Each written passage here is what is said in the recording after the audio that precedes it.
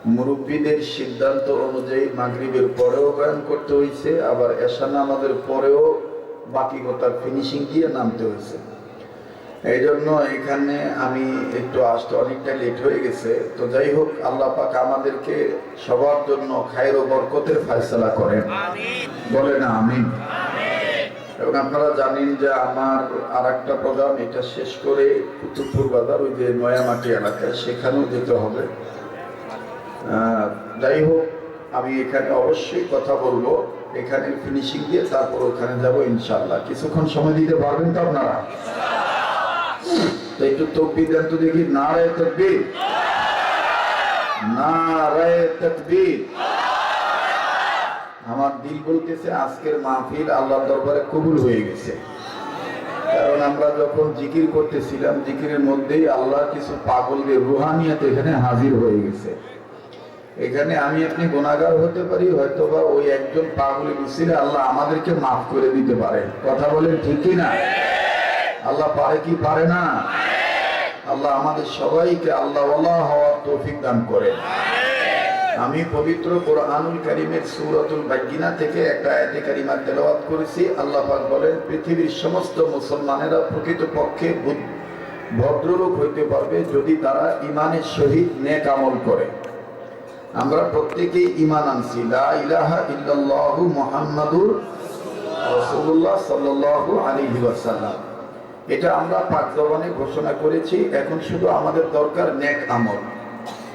নেক আমল করে যদি আপনি ঠিক থাকতে পারেন, তাহলে আপনি ফেরেশতার চাইতে দামি হয়ে যাবেন। ফেরেশতার চাইতে আপনি দামি হবেন। আর উম্মতে মুহাম্মাদিগণ এমনিই পয়গম্বরদের চাইতেও দামি। সুবহানাল্লাহ বলে। মুসা, ঈসা, হারুন, ইউসুফ, ইউনুস, জাকারিয়া, ইয়াহইয়া, ইয়াকুব, ইসমাঈল, ইব্রাহিম, এদের চাইতেও উম্মতে মুহাম্মাদির মর্যাদা বেশি। সুবহানাল্লাহ। এদের মর্যাদা পয়গম্বরদের সমতুল্য। কিন্তু শর্ত হলো ঈমানের পাশাপাশি নেক আমল করা। ঈমানের পাশাপাশি নেক আমল করা। ঈমানের পাশাপাশি যদি নেক আমল করেন, ছোট্ট মানুষ হইলেও অনেক সময় ফেরেশতারে আটকায় দিতে পারে। যেমন কথা প্রসঙ্গে বুঝাইতে গেলে আপনাদেরকে একটা ঘটনা শুনে, কষ্ট হচ্ছে না তো আপনাদের? যারা বসেছেন একটু মনোযোগী হয়ে যান, এদিক সেদিক নজর দিয়েন না। মুহতারাম হাজিরিন, আমরা ফেরেশতাদের নাম জানি, শুনি। যেমন ইসরাফিল, মিকাইল, আজরাইল, জিবরাইল, নাম শুনছি কিনা বলেন?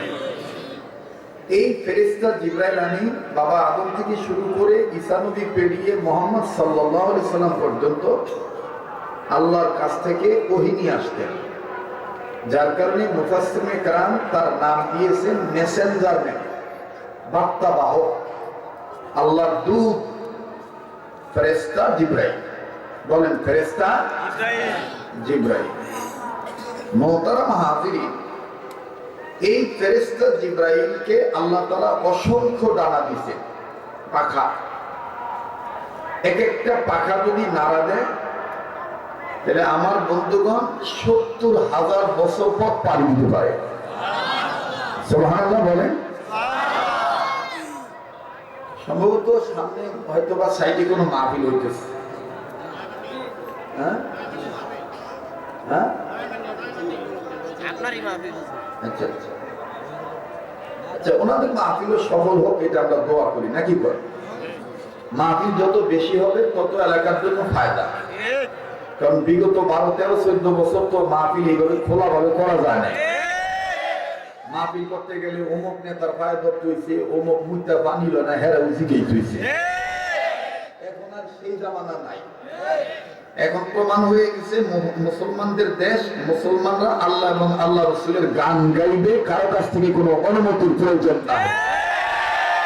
যদি কেউ কয় অনুমতির প্রয়োজন আছে, বুঝতে হবে এটা মুসলমান নামধারী মুনাফিক, এটা মতলববাজ। কথা বলেন ঠিক কিনা?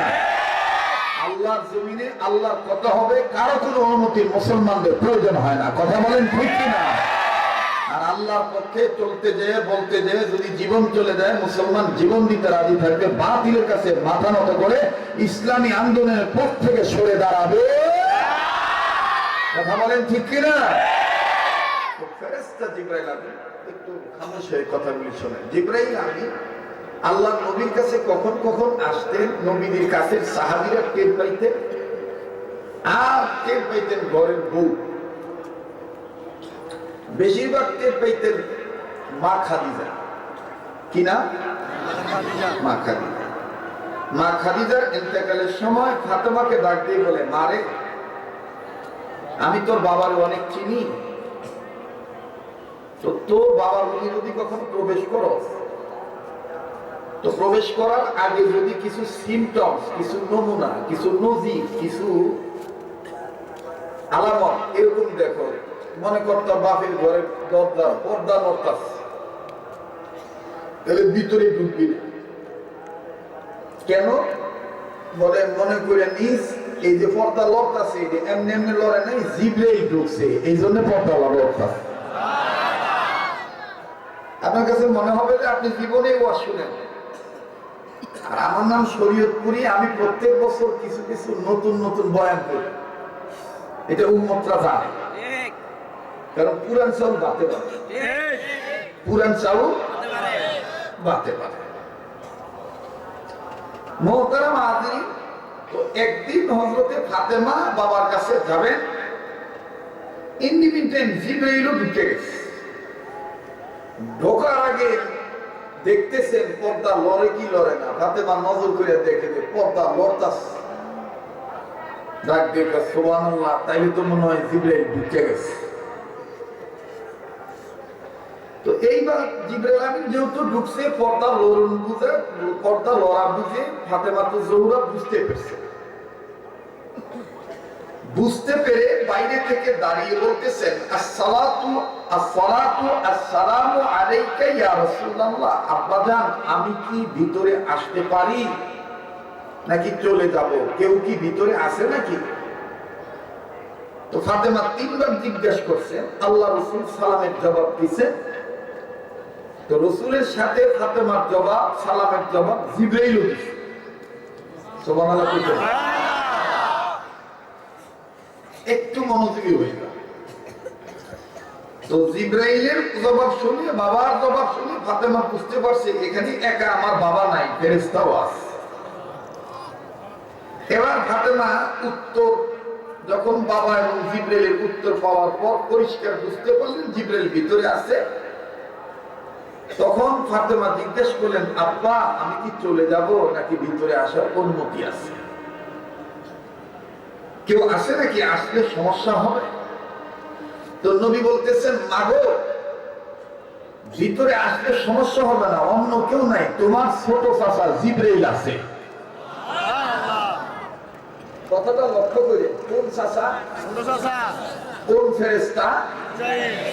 জিবরাইল। তো হযরতে ফাতেমা ভিতরে প্রবেশ করছে। তো ফাতেমা যখন প্রবেশ করছেন, তখন জিবরাইল আমিন তার সূরত পাল্টাইছে, দাহিয়াতুল কলবির সূরত গ্রহণ করছে। তো এখন জিবরাইল আমিন, বাবা এদিক থেকে থাক, জিবরাইল আমিন সূরত পাল্টানোর পরে ফাতেমা বলতেছে, আব্বা এটাই কি আমার ছোট চাচা জিবরাইল? জিবরাইল তো এমনি মন খারাপ। আবার যখন ফাতেমা ডাইরেক্টলি জিজ্ঞাসা করছে, এটাই কি আমার ছোট চাচা জিবরাইল? এখন জিবরাইল কয়, হুজুর আমি যাই না। কয় কেরেও ভাই জিবরাইল? কথাটা আমার ভালো লাগলো না। কয় কেন? আদম আলাইহিস সালাম থেকে শুরু করে ঈসা নবী পেরিয়ে আপনি পর্যন্ত কতবার আইলাম গেলাম, আপনার জন্মের আগের থেকে আমি আওয়া দাওয়া করি, আর আপনি ফাতেমার কাছে আমার পরিচয় দিয়ে দিলেন। আমি বলে ফাতেমার ছোট কথা জিবরাইল। তো নবী বলতেছেন, কেন তুমি কি আমার বয়সে বড়? জিবরাইল বলতেছেন, তাইলে নবী আপনি বলেন, আপনি বড় না আমি বড়? নবী কয় না, যেহেতু মনে তোমার খটকা লাগছে, তুমি কও তুমি বড় না আমি বড়? লাগছে আর কি আউলা লাগা, মহব্বতের লাগা। অনেক সময় বালা মহব্বতের ভালোবাসে, কিন্তু অনেক সময় অনেক দূর দূরে থাবড়া দিয়ে পায় আমি তোমার ভালোবাসি, এইটা হলো মহব্বতের লাগা। এটা কি লাগা? মহব্বতের। এই মহব্বতের লাগা দেখতে যদি আপনি তৃতীয় পক্ষের গাও চুলকায়, তাহলে বুঝতেই বোঝে হ্যাঁ প্রেম প্রীতির খবর আপনার কাছে নাই। যেমন সাম্প্রতিক কয়েকদিন আগে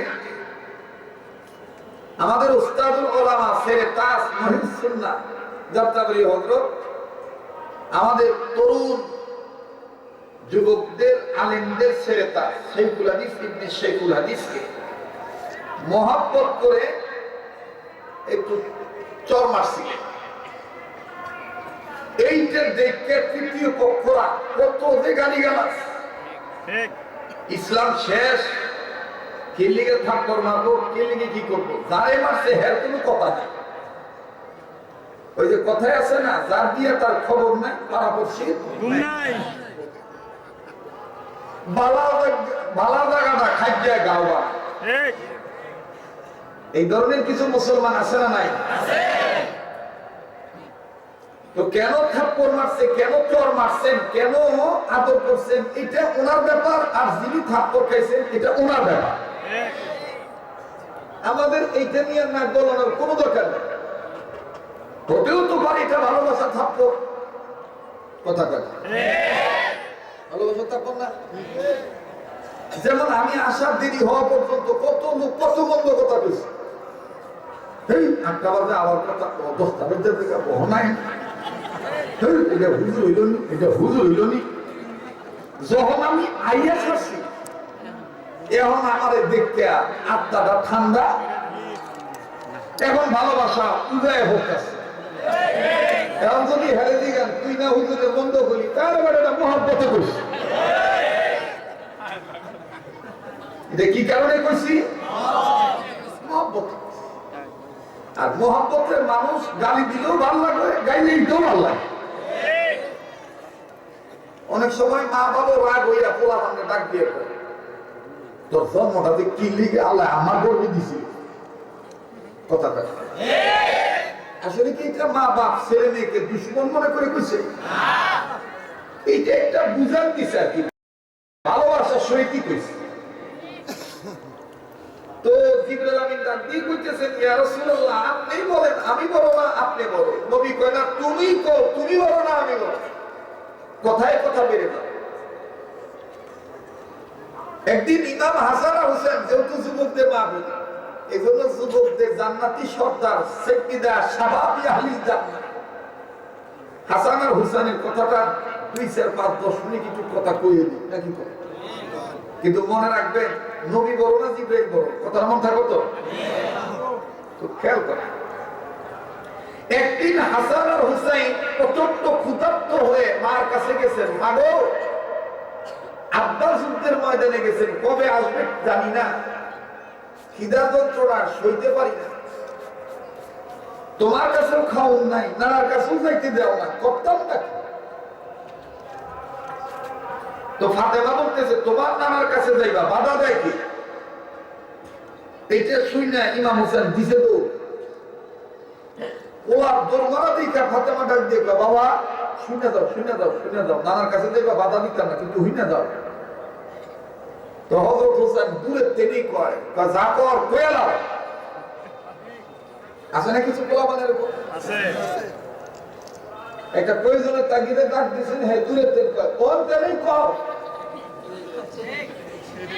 এটা কিন্তু বেয়াদবি না, এটা হলো মহব্বতের টানে জিজ্ঞেস করতেছে।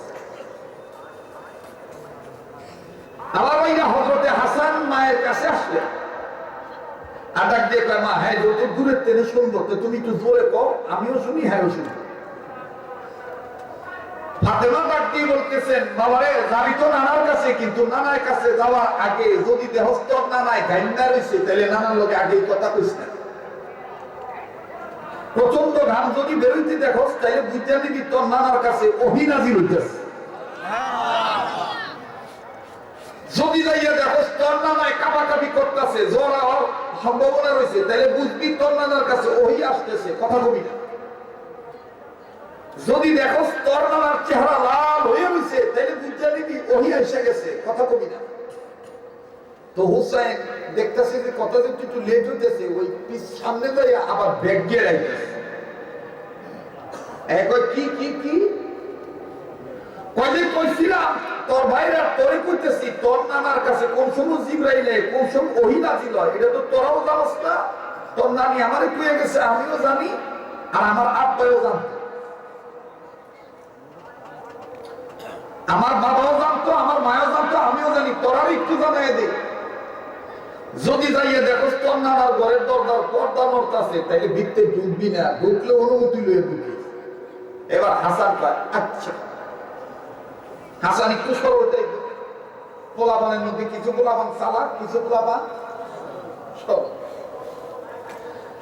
তো হুসাইন এবার ডাক দিয়ে দূরের থেকে কইতেছে, পর্দা লড়লে কি হইব? নড়াচড়া করো না বাবা, ঠিক হয় নাই নাকি?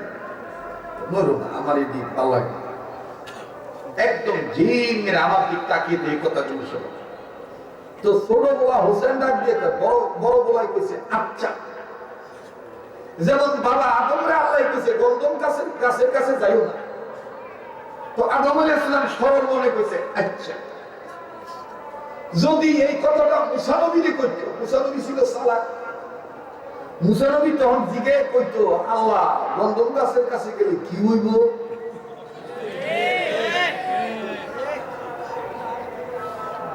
আল্লাহ তখন বলতো গন্ধম গাছের কাছে গেলে দুনিয়ার শয়তান তোমাকে কুমন্ত্রণা দিয়া ওয়াসওয়াসা দিয়া গামলা করে দিতে পারে।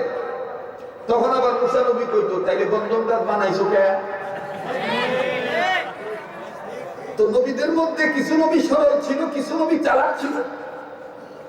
তাফসীরের কিতাব প্রমাণ করে হযরতে মুসা আর হযরতে সুলাইমান, বাদশা সুলাইমান, এই দুইজন খুব চালাক ছিল, আল্লাহরে অনেক কথা জিজ্ঞেস করতো। আর ইব্রাহিম খলিলুল্লাহ আল্লাহরে অনেক কিছু জিজ্ঞেস করতো। সুবহানাল্লাহ কইতেন। আপনি কি কষ্ট হইতেছে? ভালো লাগতেছে না? তো হুসাইন ডাকি বলতেছেন মা পর্দা লড়লে কি হইব? এই সময় জিবরাইল ঢুকে গেছে, মনে করবে জিবরাইল ঢুকে থাকলে আমার কি? কিছু পোলা বান আছে আমার যদি কম যে বাবা হেন যাইস না, একদম গেলে কি হইব? আরে গেলে ঝামেলা হইব। কি ঝামেলা হইব? কথা বলেন না রে ভাই, ডিস্টার্ব দিয়ে তো ডাক দিয়ে কইতেছে জিবরাইল আমি নাইলে আমার কি হইব? হযরত হাসান কইতেছে এত কথা কওকে, মা কইছে ঢুকুম যাইতো না পর্দা লড়লে আচ্ছা ঠিক আছে। তো ফাতেমা কয় পরে জিবরাইল কি হইডা আমি জানি না, যা তোমরা তো যা। এবার হযরত হাসান বহু দূর থেকে আইতে আইতে লক্ষ্য করতেছে মা যে কইছে পর্দা লড়েনি, পর্দা লড়েনি। আর হুসাইনের হেদিকে খেয়াল নাই, পর্দা লড়ল আর যাই হইল দুধটা যাবে।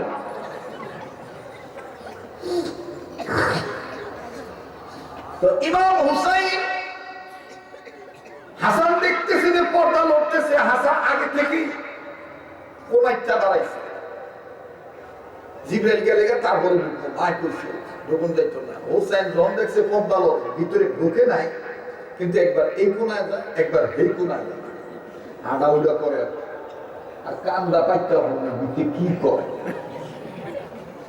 তো জিবরাইল আমিন নবীকে ডাক দিয়ে বলতেছেন ইয়া রাসূলুল্লাহ আমার নাসিকার ভিতরে কেমন যেন আদম সন্তানের গন্ধ পাইতেছে, আর মনে হচ্ছে বাইরে কেউ হাঁটাচলা করতেছে। নবীজি কয় কেডায়? আমার সালেক কেডায়? কেডায়? আমার সালেক কেডায়? তো জিবরাইল কইতেছে সালেক কেডায় কি লিগে সময় আছে? ভাই হ্যাঁ জানেন, হ্যাঁ আল্লাহ জানে। এবার হোসেন যখন দেখছে যে নানার কাছে জিবরাইল জিজ্ঞাসা আমার সম্বন্ধে, হোসেন বাইরে খাড়ায় কয় আসসালামু আলাইকুম। আসসালামু আলাইকুম ইয়া রাসূলুল্লাহ। নানা ভাই খিদা লাগছে, মাথা ঠিক নাই, বিত্তে কি আমু? তো জিবরাইল আমি নবীজি বলতেছে না এখন এখন আসা যাবে না, একটু পরে আসো। জিবরাইল তো হলো ছোট মানুষ, খিদে লাগছে, আইতে দেন না। তো নবী কইতেছে তুমি হারে চিনো না, হ্যাঁ যদি চালাইতে যদি খালি ঢুইকা তোমার চিন না লাগে তুমি জিবরাইল, তাহলে তোমার খালি একবার পাঠাইবো আর একবার আনবো, একবার পাঠাইবো আর একবার আনবো, তোমার গান ছুড়ে হবে। জিবরাইল কয় না উমরে ছোট মানুষ, এ আর আমার কি গান ছুড়ে হবে, কয় এত কইরা যখন কইতেছি তুমি যখন মানতেছো না, ঠিক আছে ঘুরতে দাও, ঢোকার পরে বুঝবে এটা কোন বোমা। এবার চালাইকার পরে চালাইকা আলীর ছেলে হযরত আলীও চালাক ছিলেন, হযরত আলীর সন্তান বাপের অস্তিত্ব তো ধরে রাখতে হবে। তো এবার ভিতরে ঢুকছে, ভিতরে ঢুকে নানা লোকের মুসাফা করছে। আপনারা মনে হয় পূর্বের কথাটা ভুলে গেছেন, নবী বড় না জিবরাইল বড় মনে আছে? এটা এখানে রাখছে, পয়েন্ট আবার পয়েন্ট লাগাই দিল।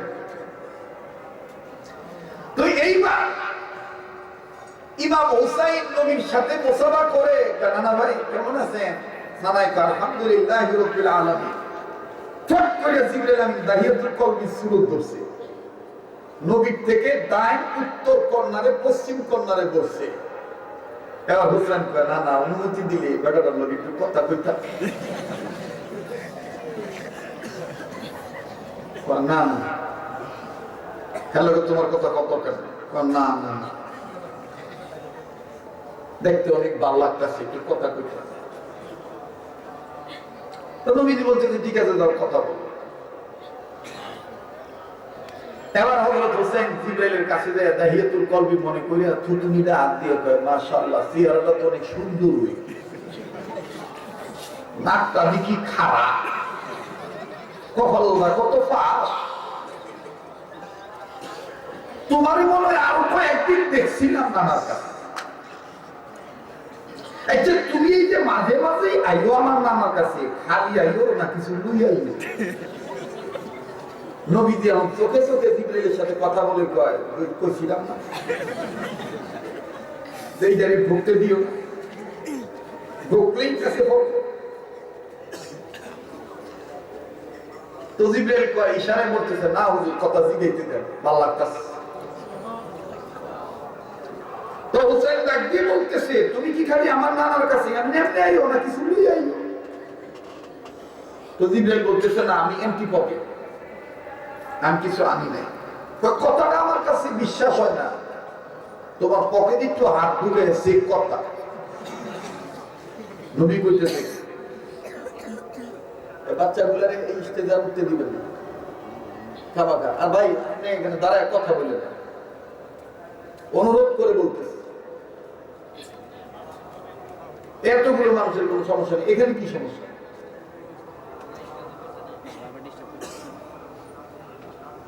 স্টেজে যেন নতুন করে কেউ না উঠে, আর যারা উঠতে বলছে নতুন করে নামার কোনো চিন্তা করবে না, কথা কয় না। অনেকে স্টেজে বলে হুশ খায় না, আমি সলিমুদ্দিন স্টেজে উঠছি, ঠিক না?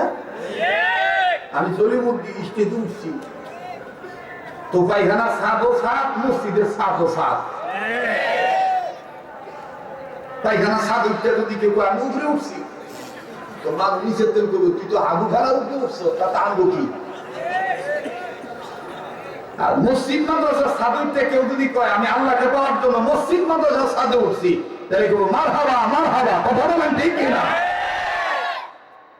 তো কাজে নিজের হাগু খানার ছাদে ওঠানোর দাবি জানেন না, ভালো হয়ে যাবে, ডিস্টার্ব দিবেন, খুব খেয়াল করে শুনবেন। তো হযরত হুসাইন ডাক দিয়ে কথাটা আমার বিশ্বাস হয় না, তুমি খালি আইছো। কেমনে বিশ্বাস হইব?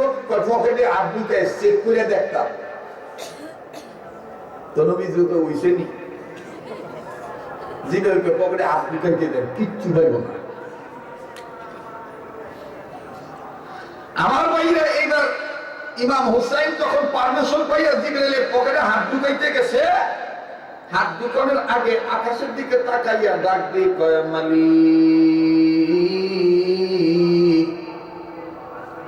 তোমার নবী আমার নানা আমার বাবা তোমার বান্দা আলী আমার মা তোমার বান্দি ফাতেমা বলেছেন তোমার নাম বিসমিল্লাহ বলে তোমার নাম নিয়া নেক উদ্দেশ্যে কোন নেক কাজে হাত বাড়াইলি তুমি নাকি ওই হাত খালি হাতে ফুলাইয়া দাও না।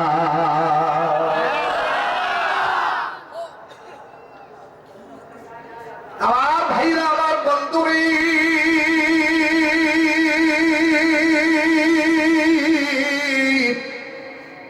এইবার ইমাম হোসেন ডাকতে বলতেছেন আল্লাহ তোমার নাম বিসমিল্লাহির রহমানির রহিম বলিয়া আমি জিবরিলের পকেটে হাত দিতেছি দেখি কিছু পাইনি মাবুদ গো বিশ্বাস করি তুমি আমার বিসমিল্লাহ পাঠ করা কবুল করবা।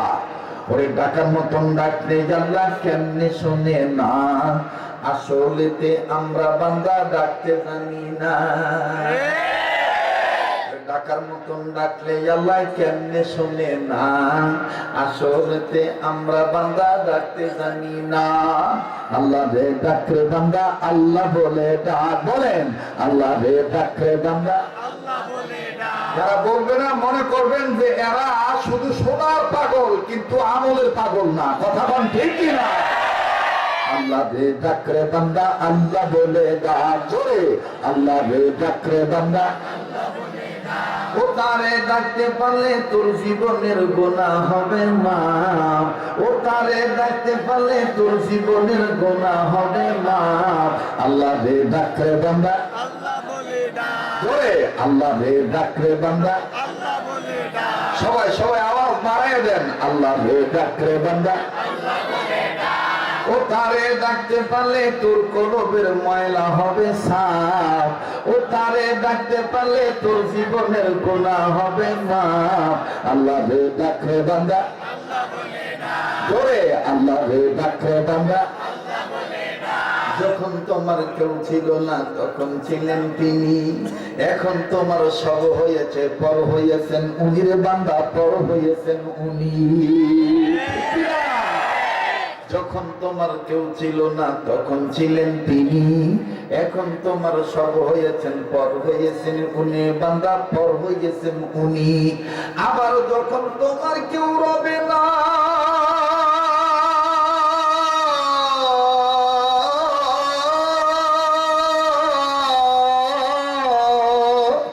আবার যখন তোমার কেউ রবে না তখন থাকবেন আল্লাহ পাক। ও তারে ডাকতে বলে তোর জীবনের গুনাহ হবে মাফ। ও তারে ডাকতে বলে তোর জীবনের গুনাহ হবে মাফ। মাশাআল্লাহ যারা জোরে বলবেন যা বলতে ভালো লাগবে বুঝে নেবেন আল্লাহ আপনারা মাফ করে দিয়েছে। ও তারে ডাকতে বলে তোর জীবনের গুনাহ হবে মাফ। আল্লাহ রে ডাকরে বান্দা আল্লাহ বলে ডাক জোরে আল্লাহ রে ডাকরে বান্দা আল্লাহ বলে ডাক। ও তারে ডাকতে পারলে তোর জীবনের গুনাহ হবে মাফ। আল্লাহ রে ডাকরে বান্দা আল্লাহ বলে ডাক। যখন তুমি ছোট্ট ছিলে দাঁত ছিল না মুখে তরল খাবার আল্লাহ তাআলা দিলেন তোমার মা জননীর বুকে বন্ধু মা জননীর বুকে। যখন তুমি ছোট্ট ছিলে দাঁত ছিল না মুখে তরল খাবার আল্লাহ তাআলা দিলেন তোমার মা জননীর বুকে ভাইয়া মা জননীর বুকে। ওই আল্লাহ রে ডাকতে যাইয়া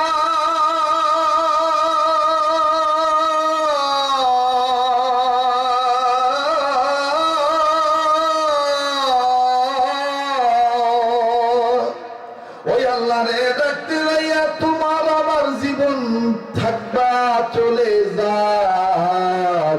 আল্লাহ রে ডাকরে বান্দা আল্লাহ বলে ডাক জোরে আল্লাহ রে ডাকরে বান্দা আল্লাহ বলে ডাক। ও তারে ডাকতে পারলে তোর জীবনের গুনাহ হবে মাফ। ও তারে ডাকতে পারলে তোর জীবনের গুনাহ হবে মাফ। আল্লাহ রে ডাকরে বান্দা আল্লাহ বলে ডাক। মাশাআল্লাহ আল্লাহ রে ডাকরে বান্দা আল্লাহ বলে ডাক। নারে তাকবীর আল্লাহু আকবার। আল কোরআনের আলো ঘরে ঘরে জালো। কোন হাবিব যেখানে আমরা আছি সেখানে। আলে ওলামা যেখানে আমরা আছি সেখানে। নারে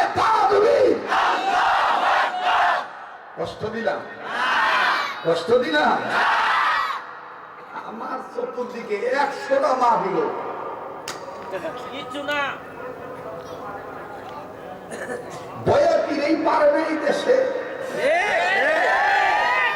দোল তবলা লইয়া মমতাজই পারে না আপনি ছাতা মাথা ওখানে ভাবলে কোন আরো 10টা মাইক আমার দিকে ঘুরে দিতে কিচ্ছু নাই আমার কাম আমি করে খাবো আল্লাহ যদি আমার পক্ষে থাকে কেউ ঠেকা রাখতে পারবে না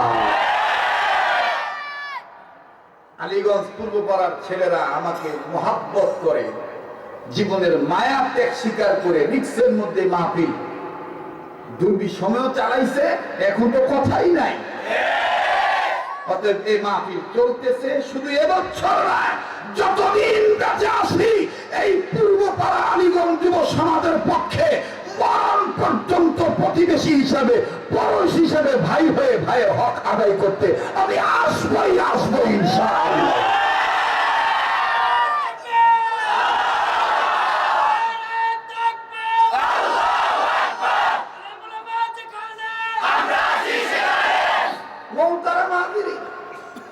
কষ্ট হচ্ছে এবার হুসেন কয় মাবুদ তোমার নাম আল্লাহ রহমান রহিম আল্লাহ নাম নিয়া বিসমিল্লাহ বলে তোমার ফেরেশতা জিবরাইলের জেবের মধ্যে পথের মধ্যে হাত ঢুকাইলাম বাজানো আমার আল্লাহ তাআলা আর সেই খুঁটিগুলো নড়া শুরু করে দিল আল্লাহ ডাক দিয়ে কয় আরো সেই খুঁটি তোমরা নড়ো কেন এবার খুঁটিগুলো ডাক দিয়ে কয় রবে কাবা জালালি ওয়াল ইকরাম জান্নাতি যুবকদের সর্দারের মধ্যে অন্যতম সর্দার ইমাম হুসাইন তোমার নাম লইয়া জিবরাইলের পকেটে হাত ঢুকাইছে আল্লাহ পাল্লার নানা লইরা তুমি কি জিবরাইলের পকেটে কিছু পিতা কি পিতা না আল্লাহ ডাক দিয়ে বলে জান্নাতের ফেরেশতারা কে কোথায় আছিস আমি আল্লাহ অর্ডার দিলাম জিবরাইলের জন্য যদিও খাওয়া জায়েজ নাই যা আমি আল্লাহ জানাই দিলাম জান্নাত থেকে এক ঝোপা আঙ্গুর জিবরাইলের পকেটে দিয়া পকেট কইরে দাও ভরপুর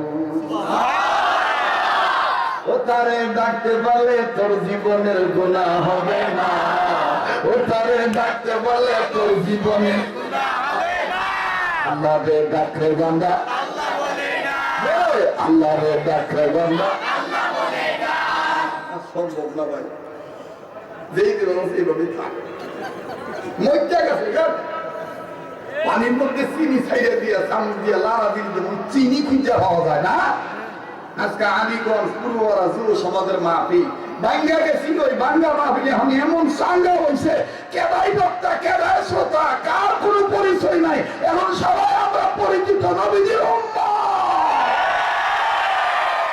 এই প্রেমে মজ্জা গেছে কতক্ষণ ঠিক কিনা এখন আর লড়ান যাইতো না চলবে কি চলবে না যারা বলেন চলবে কি চলবে না আল্লাহ কবুল করুন এরকম আমি আবার ইমাম হুসাইন পকেটে হাত ঢুকায় যখন আমার ভাইরা হাতের আঙ্গুলে নিচে আঙ্গুর পাইতে গেল হুসাইন ডাক দিয়ে কয় ও না না না গো কেমন লোক তোমার কাছে আসে আর রাখ চেহারাটা বড় সুন্দর কিন্তু কেমন জানি মিশা কথা কয় নবীদিক চমকে উঠছে ডাক দিয়ে কয় না না ভাই হ্যাঁ তো জিন্দগিতে মিশা কথা কয় না আল্লাহ নিয়ে আবার রাগ হইয়া যায় কয় না না না ভাই কইল এন্টি বকে হাত ঢুকে দিকে আঙ্গুরের অভাব নাই ওরে চিনিলে যদি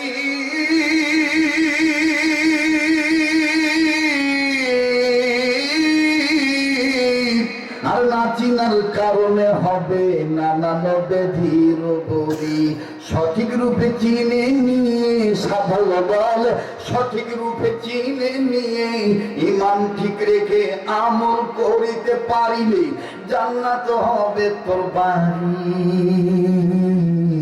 বলে গেল পাগল সাধক শরীয়ত পুরি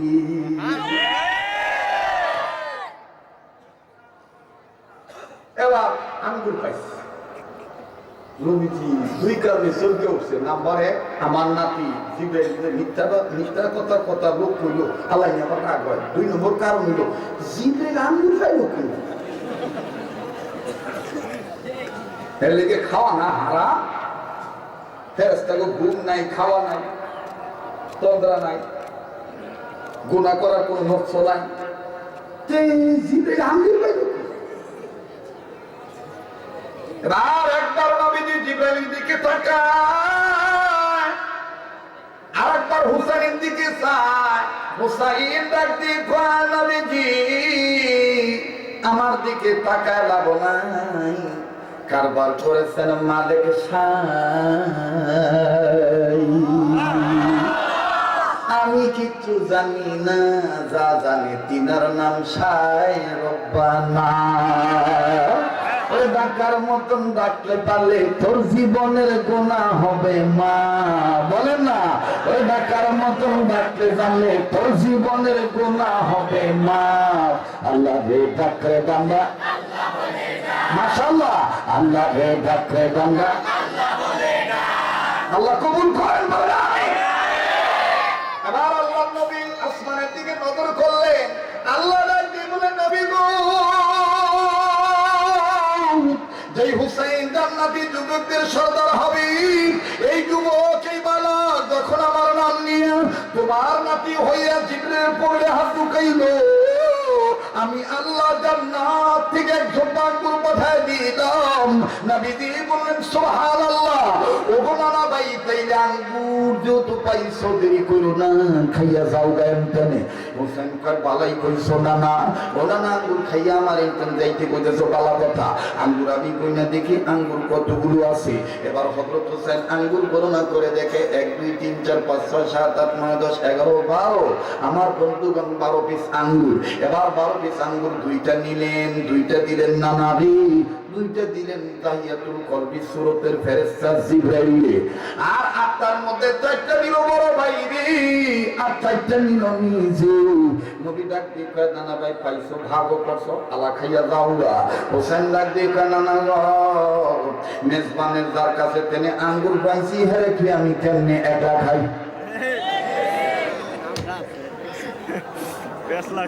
এইবার নবী বলতেছে, আগে কইছিলাম ঢুকতে দিও না, এমন সিপাই ফালাইব পশমের গুঁড়া দিয়া ঘাম বাই করে ছাড়বো। জিবরাইল আমিন ডাক দিয়ে কয়, নবী গো, এই ছোট বালক যত চালাক তা তোমার জানা ছিল না। এইবার নবী কয়, কি করবা কও? 2টা পথ যদি জানাও তুমি জিবরাইল, তাইলে তো পড়ছো বিপদে। কইব, তাইলে তুমি তো জিবরাইল আবার যাও আঙ্গুর আনতে। আর যদি আঙ্গুর না খাও তাইলে কিন্তু তোমার ছাড়বো না। এবার জিবরাইল আমিন সব বন্ধ করে খালি কোন নবীজি আর হোসেন কোন করলে কাম হইতো না, হোসেন কোন করলে কাম হইতো না। বাজান রে, এবার জিবরাইল আমিন আল্লাহকে ডাক দিয়ে কয়, আল্লাহ গো, পাঠাইলে তো পাঠাইলা, এমন পাঠাইলা আমারে আবার তুমি দরা খাওয়াই দিলা। ও আল্লাহ, পশমের গোড়া দিয়ে কেমন জানি আমার রক্ত, কেমন জানি আমার ঘাম বেরিয়ে যাচ্ছে। এই হুসেনের কাছ থেকে পেছেতেন আমি কেমনি ছুরি। বাজার উম্মতের আলেমগণ এই জায়গায় বসা আছেন। জিবরাইল আমিনের পশম দিয়া ঘাম বাইছিল কয়েক সময়, কয়েকবার বাড়াইছিল। যদি আমি বিস্তারিত ব্যাখ্যা দিতে যাই গোটা রাত শেষ হয়ে যাবে। বাজার আমার কথা শেষ হবে না। তবে আপনারা যেহেতু আমার আন্তরিক শ্রোতা, এই অঞ্চলে বহুত মাহফিল আমার আছে, ইনশাআল্লাহ আগামী তো আছে, দেখাও হবে। আমি শুধু আজ কয়েকটা জায়গার কথা বলে দিই, কোন কোন সময় জিবরাইল আমিন পশমের গোড়া দিয়ে ঘাম বাইরে গেছিল। বাবার নাম্বার 1, যেদিন ইব্রাহিম খলিলুল্লাহ ছুরি নিচে ইসমাইলকে ফালাইছিল। ইসমাইল যখন বলল, আল্লাহ তোমার জন্য আমি কুরবানি হইতে রাজি আছি, কুরবানিটা যখন কবুল হয়ে গেল, আল্লাহ পাক জিবরাইলকে ডাক দিয়ে বলেন, জিবরাইল রে, বাকুতের কুরবানি আমি কবুল করে ফেলেছি। এক্ষুনি যে অবস্থায় আছো, জান্নাত থেকে একটা